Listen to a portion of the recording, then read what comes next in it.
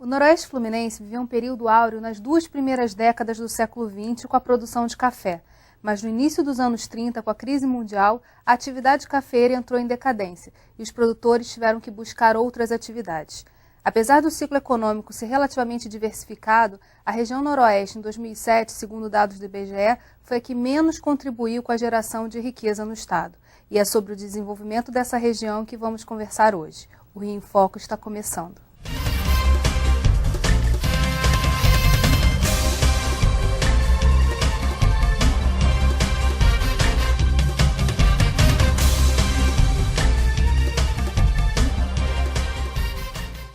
O Noroeste Fluminense é tradicionalmente agrícola, com predominância para a agricultura familiar. Nos últimos anos, o governo vem investindo em projetos para incentivar a produção de frutas na região. Para conversar sobre os programas e o beneficiamento da produção, convidamos o presidente da Emater, Justino Antônio da Silva, e o assessor técnico do Senar Rio, Hugo Siqueira. O Rio de Janeiro já foi o maior produtor de café do país, e a história da colonização do Noroeste Fluminense começou exatamente com café. Para começar o programa, vamos ver como está a produção cafeira hoje naquela região. O café foi o maior gerador de riqueza do norte e noroeste fluminense até meados do século XX. Mas com a queda do preço, os produtores passaram a investir mais na produção do gado, tanto de corte quanto de leite. Mas há sempre aqueles que resistem, como o Márcio, da família Vargas. Olha, a produção de café no município de Varriçai é um total aproximadamente de 100 mil sacas de café, segundo Zé Ferreira, né, que é o técnico aqui. E na região toda, em torno de 200 mil, 220 mil sacas de café.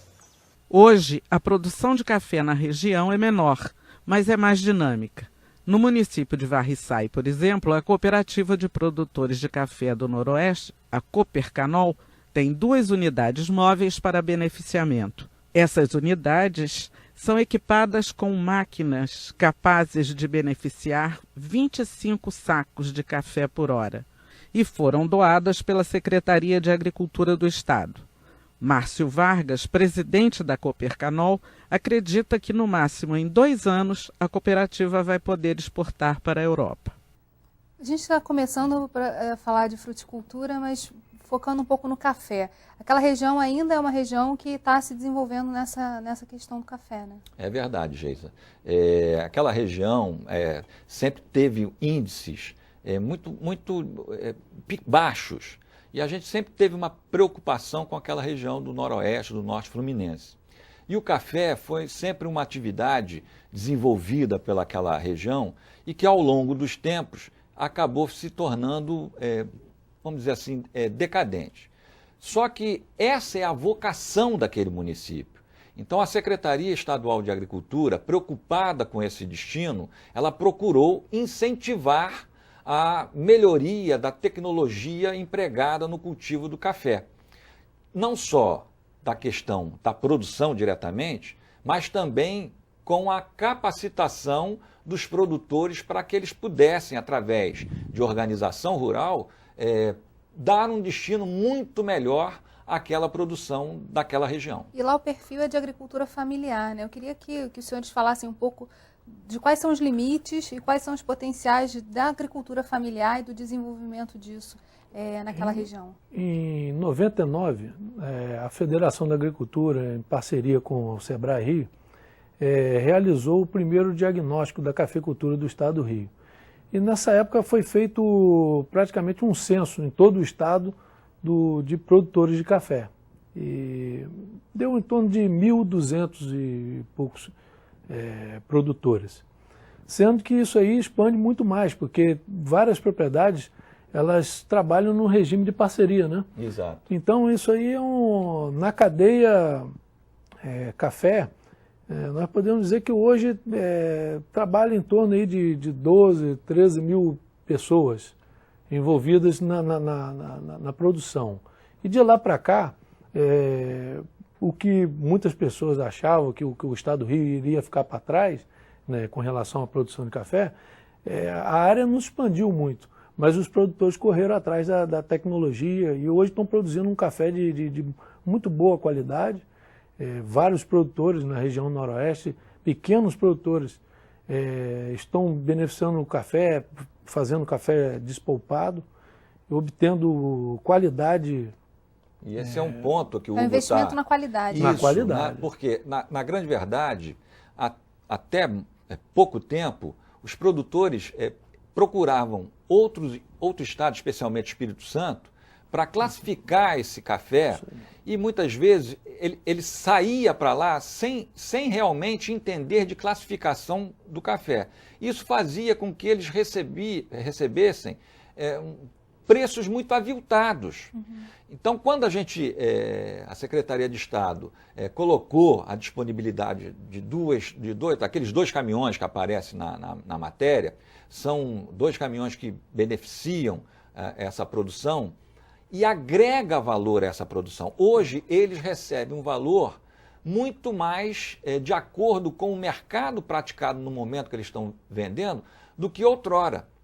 E mais do que isso, como são 2 máquinas, obriga que esses produtores se organizem para que essas máquinas atendam a um conjunto muito grande de pequenos produtores. Essa é a característica daquela região. Não? São pequenas propriedades, muitos produtores. Muitas associações, já existe uma organização em associações. E inclusive hoje tem vários secadores, despolpadores, secadores comunitários. E está funcionando. Está faltando alguma coisa de instalação de alguns despolpadores, mas já esse ano parece que o próprio Estado já está providenciando isso. E uma outra questão também é que esses despolpadores, eles produzem um resíduo, que é vamos dizer assim, uma palha, que essa é um material orgânico que serve para você aplicá-lo de volta ao solo, dando características, melhorando as características daquele solo para a produção do próprio café. Então, a máquina, né, quando a gente viu ali o caminhão com as 2 despolpadeiras em cima, ele tem uma finalidade de agregar valor àquele produto. E na matéria ali a gente vê a família Vargas ali, tem um café... Que é uma família conhecida, conhecidíssima. Na região, né? E o café que eles produzem é uma bebida fina, uma bebida, inclusive, que teve reconhecimento, né, de concursos de café, não é, Hugo? Isso. E que aquela família, o produto, né, foi classificado assim com destaque nesse concurso. Voltando àquele ponto da agricultura familiar, né, talvez seja essa uma saída, né? Você trabalhar a qualidade, falar um pouco do trabalho que existe em torno daquele produto, que gera valor agregado também, né? Nós estamos iniciando um trabalho que é similar ao projeto Balde Cheio, que um dos papas aí da cafeicultura, o José Braz Matiello, colabora com a gente, o José Ferreira também, do Ministério da Agricultura, e o pessoal acabou batizando de bule cheio. Já está trabalhando leite com balde cheio, agora o café também. Esse trabalho, ele vem a somar, porque seria nós treinarmos técnicos da própria região, formados na própria região. Hoje nós temos alguns técnicos formados lá no Colégio Agrícola, tem agrônomos, e a ideia é de que esses técnicos passem por um período aí de 3, 4 anos, recebendo treinamento para se tornarem especialistas na atividade de café. Você falou uma coisa muito importante, que é essa questão do treinamento. Para a gente melhorar a qualidade, é preciso ter técnicos, ter pessoas especializadas nisso. A organização em cooperativa e as máquinas ajudam na qualidade final. Mas eu queria que você falasse um pouco como é que está sendo a formação desses técnicos, de que maneira a Secretaria e a Federação estão trabalhando nessa qualificação e capacitação. Esse programa é um programa do SEBRAE e FAERJ, e tem como parceiros, tem o Senar Rio, a Emater, o Ministério da Agricultura, as prefeituras, os sindicatos rurais. Então reúne bastante o Colégio Agrícola de Bom Jesus. Verdade. A gente, quando fala de agricultura no estado do Rio de Janeiro, a gente não pode esquecer essa característica que a Secretaria conquistou ao longo desses anos. Hoje existe uma perfeita integração das diversas entidades que atuam na agricultura. Então, a Secretaria de Estado de Agricultura, junto com a Federação de Agricultura, junto com o Senar, com o Sebrae, com a FAERJ, né, ela procura integrar esses órgãos, inclusive das academias, e nessa questão do café e também na questão da fruticultura, você tem o apoio das academias, de universidades, não só as universidades que estão instaladas aqui no nosso estado, mas também com outras de Viçosa, né, de outros estados que possam contribuir.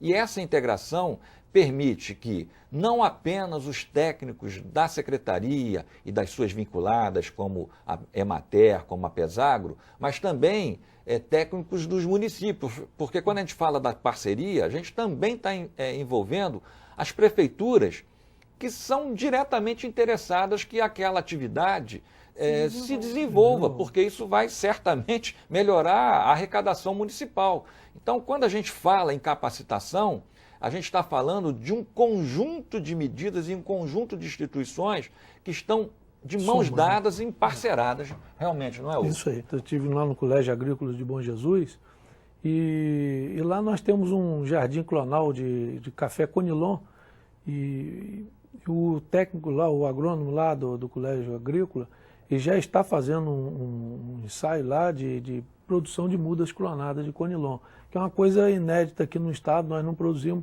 O vizinho nosso, o Espírito Santo, produz milhões de sacas de café Conilon em condições muito parecidas com as condições do nosso estado do Rio. E aqui ainda é muito pequena a parte de produção de Conilon. E sendo que tem uma vasta área para ser explorada, sem competir com outras atividades já instaladas. Né? Claro. Fruticultura irrigada faz a diferença. A gente fala sobre isso no próximo bloco. Não saia daí. Rio em Foco, que política e economia caminham juntas.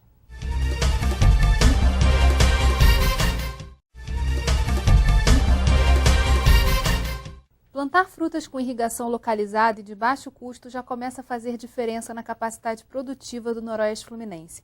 Nossa reportagem visitou algumas cidades e conversou com agricultores. Vamos ver. A produção de frutas no estado vem sendo incentivada já há algum tempo. A banana conta com aliados importantes como o clima, as condições de solo e água, a alta produtividade e o cultivo em pequenas áreas. Seu Moacir Morucci tem 2 hectares de terra e já vinha plantando banana há alguns anos, mas de forma bem rudimentar. O seu Moacir, por exemplo, conseguiu, com os recursos do financiamento, adquirir o sistema de irrigação que funciona aqui, especialmente na propriedade dele, por gravidade. Isso quer dizer que ele não tem custo com energia elétrica para gerar o sistema de irrigação. Todos os insumos são financiados pelo programa e o principal de tudo é a assistência técnica que está sendo prestada pelos técnicos da Emater e do programa Frutificar, graciosamente para os produtores da região. Hoje, na mesma área, ele tem 3.000 bananeiras plantadas e a expectativa é que venha a colher 50 quilos por cada cacho de fruta. Ele acredita que em 2 anos vai chegar a 10.000 pés de banana. E nem precisa mais comprar mudas, porque a própria bananeira vai dando filhotes, que vão sendo replantados e assim vai se multiplicando. Na pequena São José de Ubá, o secretário de Agricultura, Magno Vicente, vem incentivando o plantio da laranja. Até agora já foram plantadas 17.000 mudas.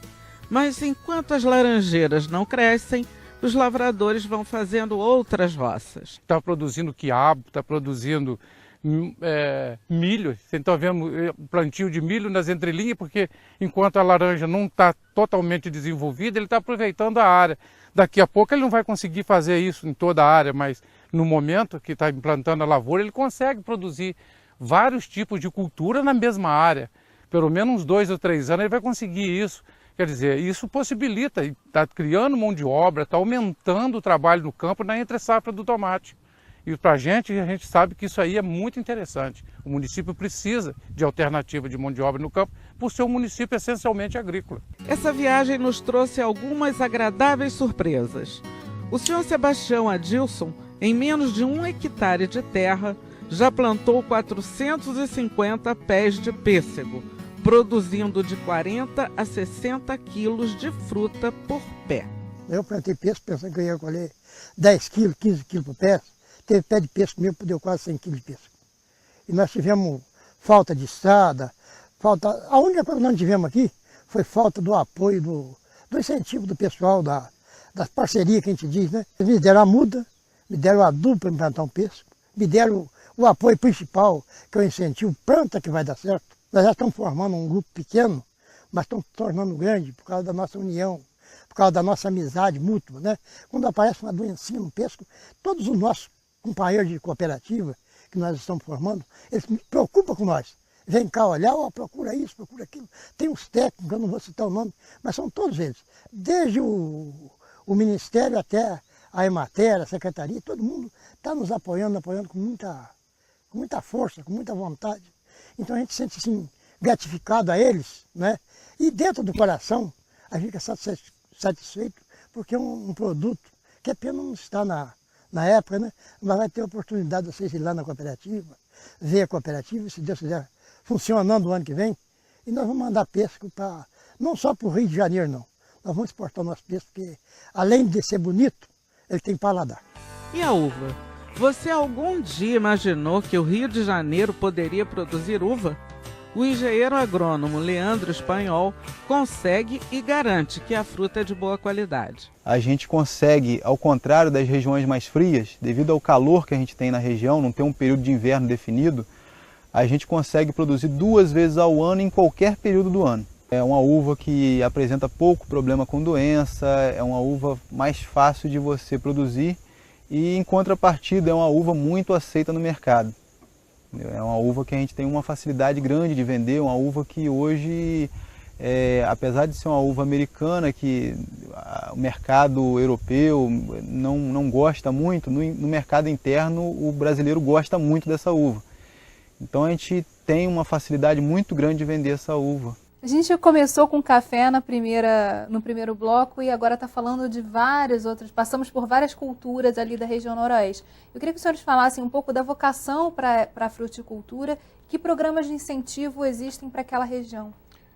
Nós temos dentro da Secretaria de Estado o programa Frutificar. Uhum. E ele tem essa preocupação.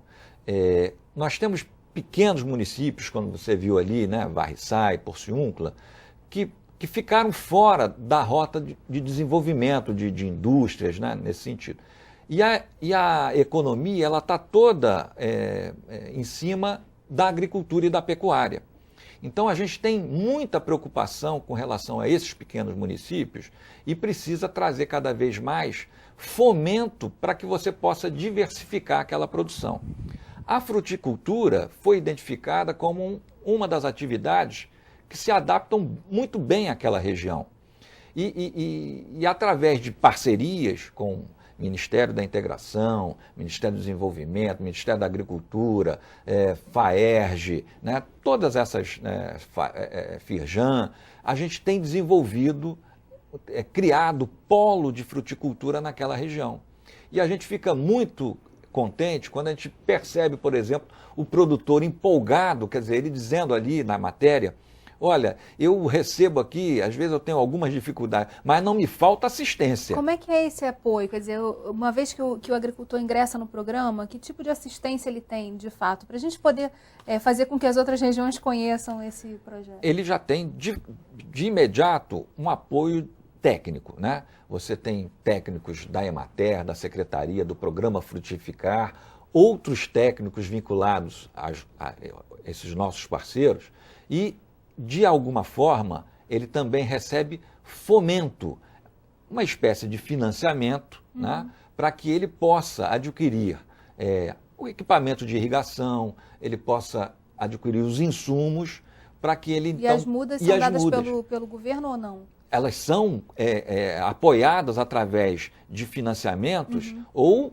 em algumas situações, você consegue a doação de mudas. Isso vai depender das nossas parcerias, né? Mas, de qualquer forma, ele tem, dentro do programa Frutificar, um apoio creditício para que ele possa desenvolver aquela atividade e receber, além do apoio creditício, uma assistência técnica que possa orientá-lo da melhor forma de conduzir aquela cultura. Que o Estado do Rio vem agora encontrando meios de estar incentivando, de estar apoiando a diversificação de culturas. E a fruticultura é uma delas. É formidável a capacidade de geração de renda, de emprego, que 1 hectare de fruticultura pode proporcionar. E o perfil da atividade dos produtores do Estado é de pequenas propriedades. E eu acho que casa muito bem a atividade pecuária pelo próprio relevo do Estado, né? Ela já é uma atividade que se enquadra bem ao tipo de terreno. E o consórcio não, a diversificação com outras culturas, uma fruticultura, pode ser mais uma alavanca, um enriquecimento do produtor. Inclusive, né, Hugo, quando você implanta a cultura, você tem um custo, não é isso? Por aquela implantação. E tem também toda a cultura de estar lidando com uma nova espécie. Isso, né? Então, quando você está implantando aquela cultura, que é uma cultura de longo prazo, e às vezes demora 1, 2 anos para começar a produzir e a crescer, né?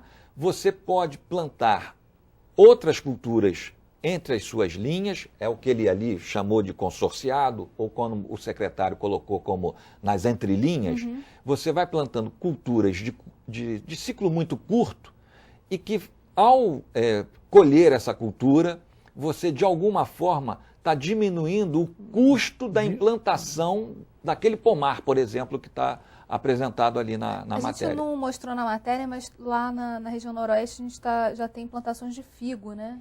Isso, é uma outra novidade. Todas essas, quando a gente fala de uva, pêssego, figo e a banana, é importante a gente destacar que é comum a gente ver a produção de banana, mas de forma extrativista.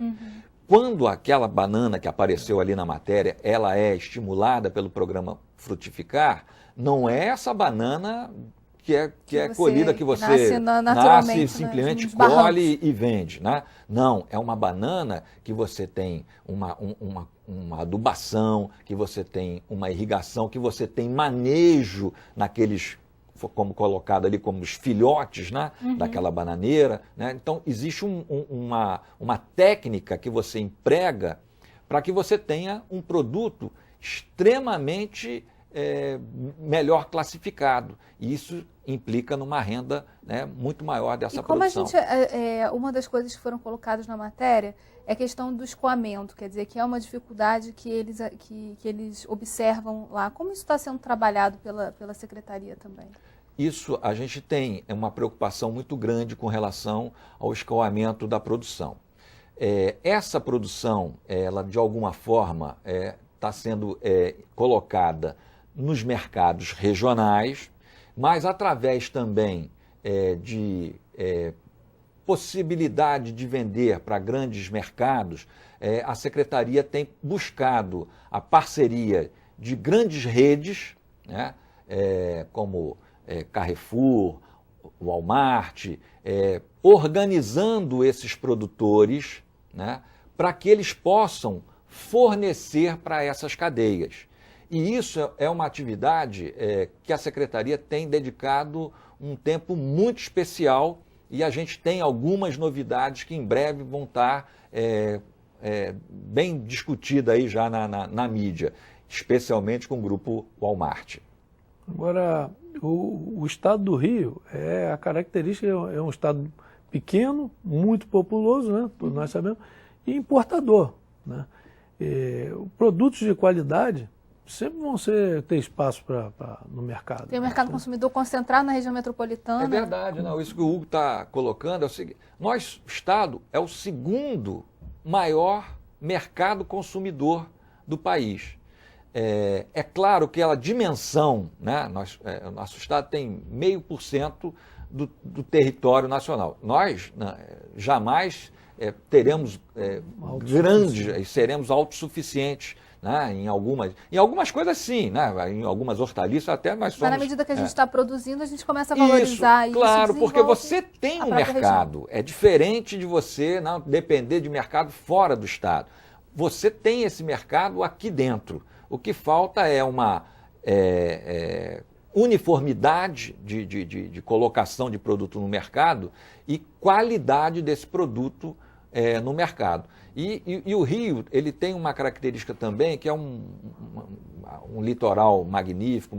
Então, as pessoas cultivam, né, essa coisa da saúde, né, e a nossa agricultura, ela é quase que totalmente orgânica, pela baixa aplicação de insumos químicos. Então, isso, de alguma forma, é também um viés que a gente está começando aí a ter uma atenção especial nesse sentido. Agricultores se unem em cooperativa. Rio em Foco aqui, política e economia caminham juntas.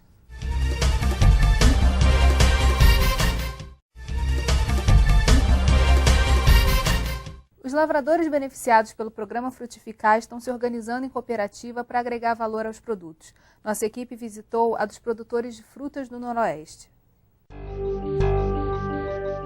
O crescimento da produção incentivou a criação de uma cooperativa para beneficiamento das frutas produzidas na região. Emanuel Rodrigues, que planta goiaba, vai nos apresentar a Coprofruta. Tem muita manga na região, tem goiaba, tem banana, pêssego. A fábrica de doces começa a funcionar no fim do ano. O packing house já está pronto para funcionar. O que é o packing house? É onde vai ser embalado as frutas, principalmente o pêssego, que tem câmara fria, vai ser selecionado e armazenado em câmara fria para ir direto para o mercado consumidor. A sede da cooperativa é em Porciúncula e o prefeito Antônio Jogaibe fala sobre a participação da prefeitura no projeto. A participação da prefeitura é preparar o plantio, transporte das mudas e preparar também as estradas, porque as estradas aqui são de terra, mas aí já em parceria com a Secretaria de Agricultura do Estado. Nós temos também um convênio com o Ministério da Integração Nacional, no valor de 500 mil, né, para a construção de uma câmara de climatização para o pêssego e para o doce. Hugo, quais são as vantagens da cooperativa para o produtor e de que maneira a federação atua organizando esses grupos para que essas cooperativas avancem? A cooperativa para o pequeno produtor, o pequeno médio produtor, é fundamental. Porque é difícil você montar uma escala de produção, um tamanho de comercialização para um pequeno produtor, que interessa um mercado. Vamos dizer, ele tem um ou 2 hectares de área plantada, de uma cultura. É difícil ele colocar a produção dessa área no Rio de Janeiro, sozinho. Já ele, através de uma cooperativa, ele vai pegar o dele, dos vizinhos, de outras regiões por perto, vai se organizar e aí monta uma carga que compensa ser transportada. E a forma que a gente vem apoiando aí, os sindicatos rurais, nós temos praticamente em todos os municípios do estado, nós temos sindicatos rurais que estão diretamente ligados com os produtores. E sempre trabalhando, apoiando a iniciativa desses produtores, quando vêm se organizar para resolver esse tipo de problema. E, além disso, nós temos órgãos do Estado também que apoia diretamente a formação de cooperativas e estruturação. Quais são as vantagens econômicas, por exemplo, além dessa questão de escoar, de ter volume de produção, em termos de incentivos mesmo para a cooperativa? Você tem pagamento de imposto. Na verdade, você tem, através da cooperativa, alguns incentivos tributários para que ela possa se beneficiar na hora da venda daquela produção. O especial é o seguinte: na verdade, o produtor ele ele não tem essa vivência de mercado, essa preocupação de saber como é que está o mercado naquele momento, onde eu vou colocar melhor essa produção. E quando ele se organiza através de cooperativas, ele normalmente ele pode designar ou algum filho de produtor, algum até profissional mesmo de mercado, para que possa ter esta visão. E ele então passa a se preocupar única e exclusivamente com a sua propriedade, com a sua produção. E a comercialização fica a cargo da cooperativa, aí já de uma maneira muito mais profissional. A produção já é trabalho demais, né? A produção já é trabalho demais, né? Fazer produção, fazer transporte, comercialização, passa a ficar difícil. E receber também, né? Então, a pessoa se organizando. É o que o Justino falou. O produtor cuidar da parte de produção, se profissionalizar, se evoluir na parte de produção, na arte de produzir. E essa parte, o restante, o transporte, comercialização, beneficiamento, né? A preocupação passa a ser de uma organização de cooperativa. De todos, na verdade, de todos, através daquela administração daquela cooperativa. Então, essa, eu diria que o grande impulso que o produtor tem, né, para se estimular a produzir é saber que ele tem uma entidade que é dele, que é uma cooperativa em que ele é um dos associados, um dos cooperados.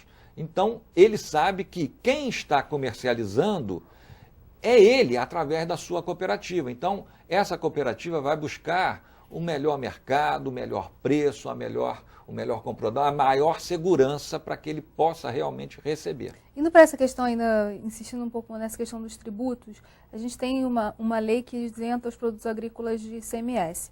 Mas quais são os tributos que o produtor tem que pagar e como a cooperativa ajuda também nessa questão de lutar, por exemplo, se organizar para lutar junto aos sindicatos, né? Pela diminuição dos tributos, pela facilitação mesmo do desenvolvimento desse mercado? Olha só, através dos próprios sindicatos, ela apresenta algumas demandas, né, com relação a alguma dificuldade de tributária que possa existir, e a Secretaria prepara algumas medidas no sentido de sensibilizar, por exemplo, a Secretaria de Fazenda nesse sentido. Então, eu vou dar um exemplo, fugindo aí um pouquinho da questão da fruticultura e entrando para uma recente conquista que foi feita pelos produtores, que é uma tributação do leite, por exemplo.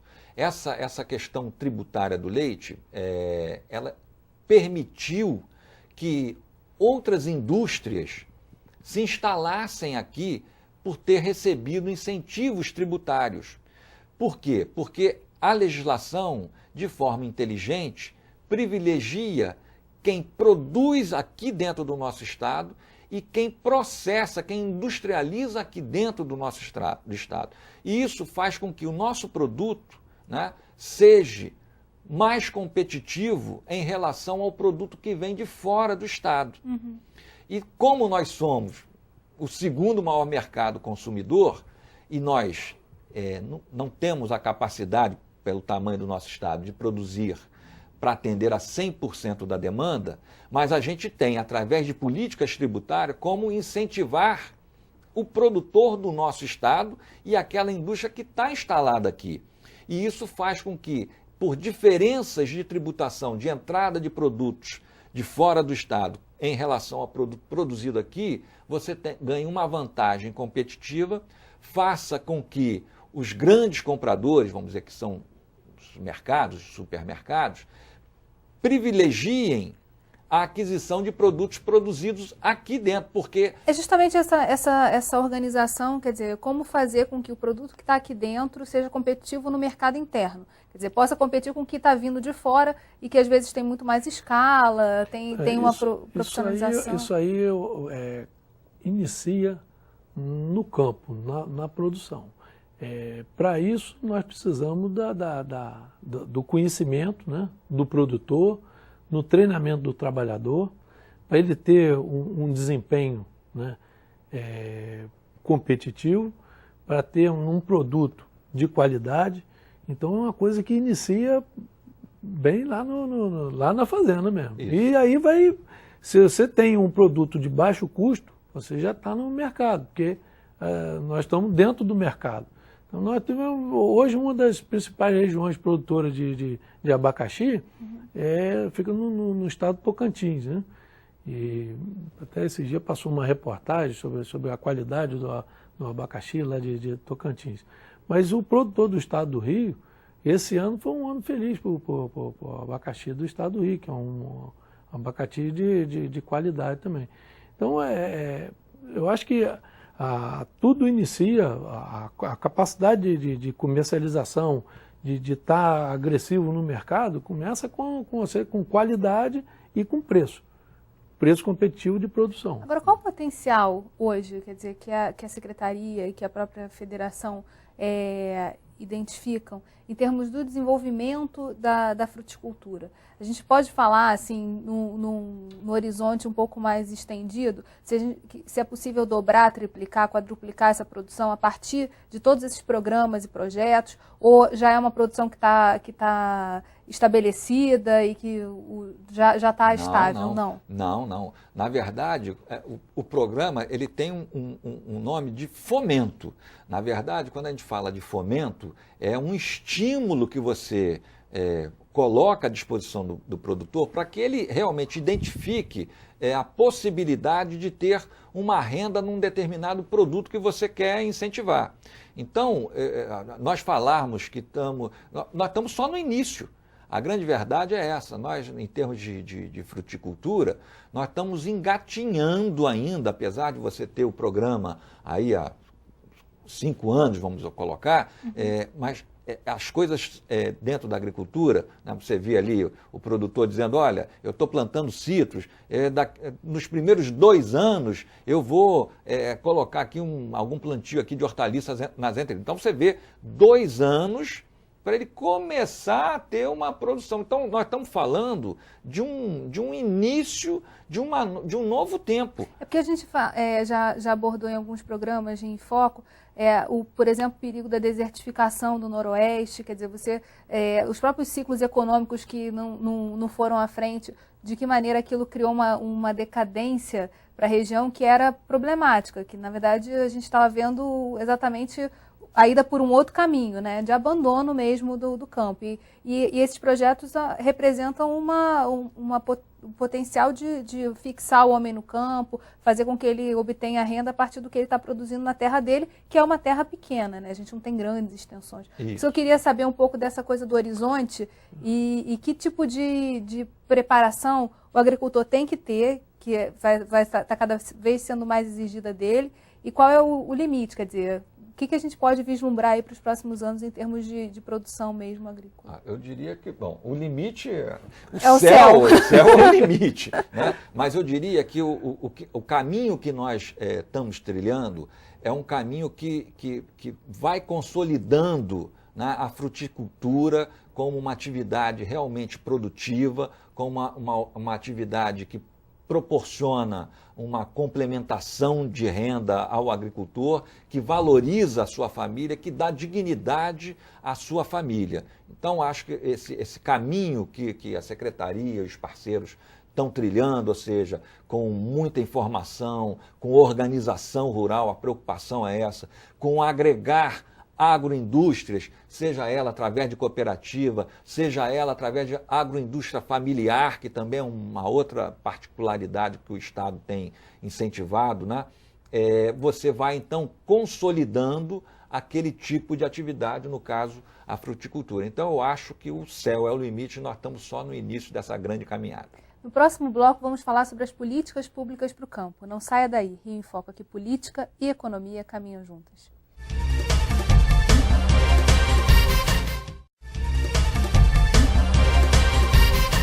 A implementação de projetos de agricultura está mudando a vida no campo.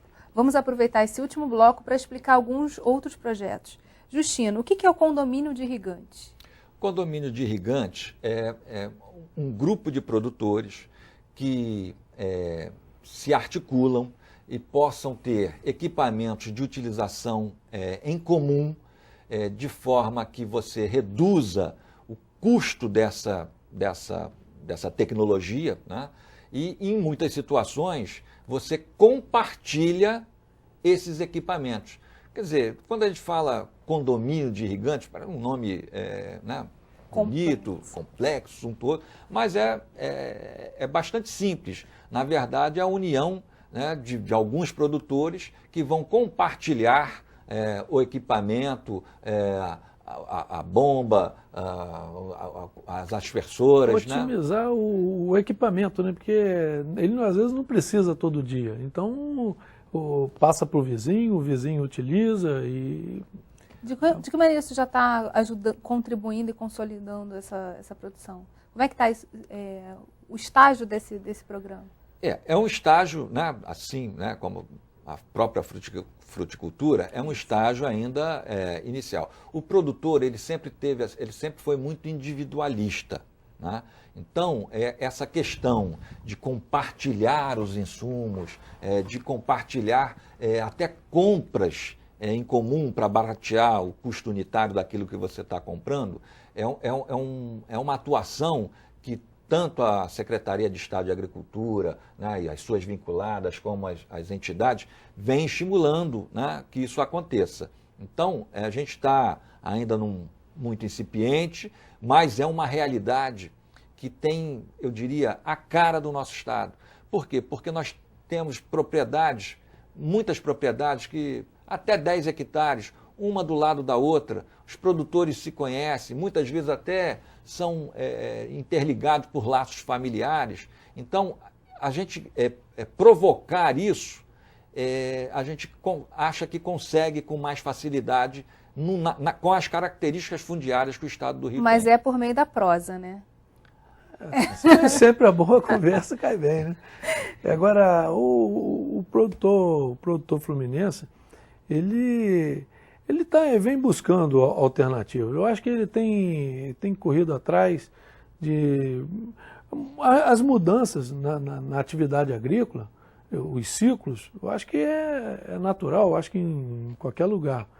Agora, a adaptação a um novo ciclo, a uma nova cultura, leva tempo, demanda tempo. E conhecimento, e experiência.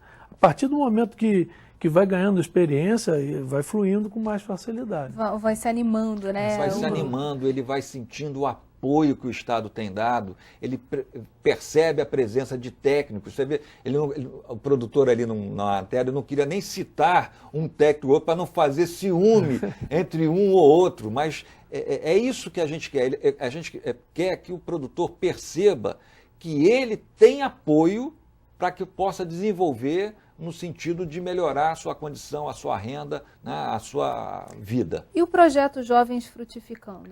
Esse é eu diria que é uma grande sacada, né, porque a gente tem... É muito difícil hoje o jovem, quando ele conhece um grande centro, em que ele tem acesso a shoppings, a esse tipo de atrativos, né, acaba, né, ele vai estudar fora, daqui a pouco ele não quer voltar mais para a propriedade. E o que a gente está tentando é fazer com que ele tenha um estímulo, né, para que ele retorne depois desse estudo, né, para a sua propriedade. E esse tipo de apoio, esse tipo de fomento, também é destinado a esses jovens, que vai de 18 a 24 anos, é o mesmo apoio, é o mesmo fomento que você tem do Frutificar, só que você dá um plus a mais nesse fomento, mais ou menos da ordem de 30%, para que esse jovem possa também criar ali a sua moradia, ele começa a se sentir um pouco mais independente da família, mas do lado da família. Nós temos muitos jovens que estão satisfeitos em viver na zona rural, não querem sair da zona rural, e eu acho que isso aí cai como um estímulo aquele jovem Que ele está iniciando continue uma ali. atividade. Exatamente. Porque eu queria É a falar um renovação, pouco. é a renovação do produtor, né? A federação tem vários levantamentos, vários diagnósticos de Vários cadeia e aí eu queria te perguntar exatamente sobre esse perfil, quer dizer, do jovem que vem nessa agricultura familiar, se ele continua no campo, ou se ele sai. Quer dizer, como é que funciona isso? A população rural, né? O produtor, a idade média do produtor é um pouco avançada. Isso aí preocupa e por isso eu acho que esse projeto ele vem estimular para que a população não envelheça mais, diminua muito o produtor rural. Agora, rodando pelo interior, a gente vê muito jovem que às vezes sai da zona rural por uma falta de estímulo. De oportunidade de falta ver. de oportunidade. Pela vontade dele, ele ficaria vivendo ali perto da sua família, fazendo o que ele aprendeu sempre a fazer. Então, acho que tem que estimular, tem que ser estimulado. E esse é verdade. E muitos desses jovens, né, tiveram oportunidade agora de participar de um concurso público da Emater, né, depois de 20 anos sem concurso público, a Emater realizou isso em 2009, 2010, o seu concurso, e entraram 166 novos jovens, e muitos desses jovens que estudaram em escolas técnicas, né, de Bom Jesus, de Nova Friburgo, de Teresópolis, né, e que ingressaram na Emater, e isso é uma renovação que é muito importante, não só para a Emater, mas também para o próprio produtor, né, ter o seu filho trabalhando com a extensão rural oficial e podendo permanecer na sua atividade, no seu estado. O Estradas da Produção. Esse também é um programa hoje de grande valia, de grande apoio. A manutenção das estradas vicinais é uma responsabilidade dos municípios, mas sempre acontecia de esses municípios, né, não terem condições de fazer essas manutenções, e na época de grandes chuvas e tal, sempre está recorrendo, né, ao apoio da secretaria. E a secretaria, até então, não dispunha de um conjunto de máquinas que pudesse atender uns 92 municípios do estado. Uhum. Então, o secretário, né, muito articulado, né, com o governador, mostrou a necessidade de se investir numa grande patrulha mecanizada para a Secretaria de Estado de Agricultura poder também apoiar os municípios nessa tarefa. Foi até discutido na Assembleia Legislativa. Foi inclusive uma lei autorizativa, né, da Assembleia Legislativa que permitiu que, depois de muitos anos, o Estado pudesse, depois de ter saneado as suas contas, pudesse contrair um empréstimo bancário. E a primeira operação foi exatamente essa operação da Secretaria Estadual de Agricultura na aquisição desse conjunto magnífico de máquinas e equipamentos. Focando no Noroeste, o que já se percebe de mudança a partir desse projeto? Temos várias estradas lá que a pessoa vê a forma do produtor, a satisfação do produtor em ter uma estrada em condições de tráfego, né? Isso aí gera economia também, né? Porque é o carro dele que quebra menos, é o caminhão da cooperativa que quebra menos. São os insumos que chegam mais fácil, né? Mais fácil. Então, isso aí é tudo, né? Nós precisamos mais de vai e vem. A trafegabilidade é muito importante para o produtor, o ir e vir, né? Para ele ir a um posto de saúde, a criança à escola, isso é muito importante. E para a gente fechar esse bloco, falar um pouco do Rio Rural e desse apoio do Banco Mundial ao projeto. Esse programa é o programa estratégico da Secretaria de Estado de Agricultura. Ele tem uma característica holística, porque ele não visa só o foco na questão econômica, né, da produção, do valor da produção, da produtividade, mas ele olha também a questão, principalmente ambiental, né, e a questão social. Por quê? Porque tudo que é dentro do programa Rio Rural tem a participação direta dos produtores. Há uma discussão, você forma comitê, né, dentro daquelas microbacias e você discute amplamente tudo que você pretende fazer dentro de uma microbacia. E você tem apoios de forma não reembolsáveis para ao produtor, para que ele possa fazer saneamento básico, né, construção de fossas, para que ele possa melhorar a moradia, para que ele possa fazer uma conservação ambiental das matas ciliares, da recomposição de áreas de recarga. E tentando fazer uma conjunção também com o meio ambiente, né? Já Exato. que são áreas que até então, assim, há pouco tempo atrás brigavam, né? Sempre tem a questão do licenciamento ambiental, das brigas da agricultura com o meio ambiente, e é uma tentativa de ajustar isso. No nosso estado, né, um pouquinho diferente do que a gente está vendo aí, né, a questão do Código Florestal, né, os ambientalistas com os ruralistas e tal. Mas dentro do nosso estado do Rio de Janeiro, sempre houve um entendimento muito grande entre a pasta da agricultura com a pasta do ambiente. Os secretários se falam periodicamente, inclusive nós fazemos algumas parcerias, por exemplo, com relação a licenciamento de prefeito de crédito rural, a própria Secretaria do Ambiente credencia os escritórios da Emater para que a gente possa ajudar o produtor na solicitação desse licenciamento. Então, dentro do Estado, há um perfeito entendimento entre a pasta da agricultura com a pasta do ambiente, e a gente, com esse entendimento, consegue avanços significativos. É o que se reflete nessa parte da visão estratégica, né? Exatamente. Bem, infelizmente a gente está chegando ao fim do nosso programa. Eu queria agradecer a você, Justino, Hugo, e a você que acompanhou a gente até agora. O Rio em Foco é o programa do Fórum Permanente de Desenvolvimento Estratégico do Estado. Para acompanhar os nossos debates, acesse a nossa página na internet ou as nossas redes sociais. Você também pode assistir esse programa no site www.rioemfoco.rj.gov.br e pelo www.tvalerj.tv. TV Alerj, o canal do povo fluminense. Até a próxima.